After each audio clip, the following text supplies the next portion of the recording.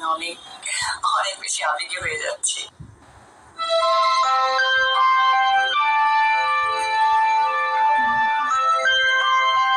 গোপনে পুত্র সন্তানের জন্ম দিয়েছে অভিনেত্রী অপু বিশ্বাস।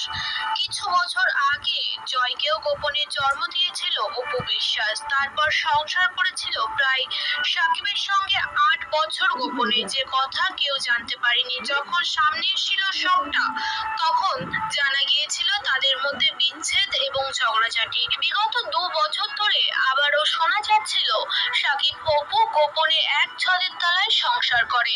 এমন প্রমাণও মিলেছে কোরবানি ঈদের দিন দেখা গিয়েছিল সাকিব, জয় ও অপুকে একটি মল থেকে বেরোতে। সেই ভিডিও দেখার পর আবারও সবাই নিশ্চিত হয়েছিল যে না, অপু সাকিব জোটই ভাঙেনি, বরং তারা গোপনে গোপনেই সংসারটা সেরে ফেলছে।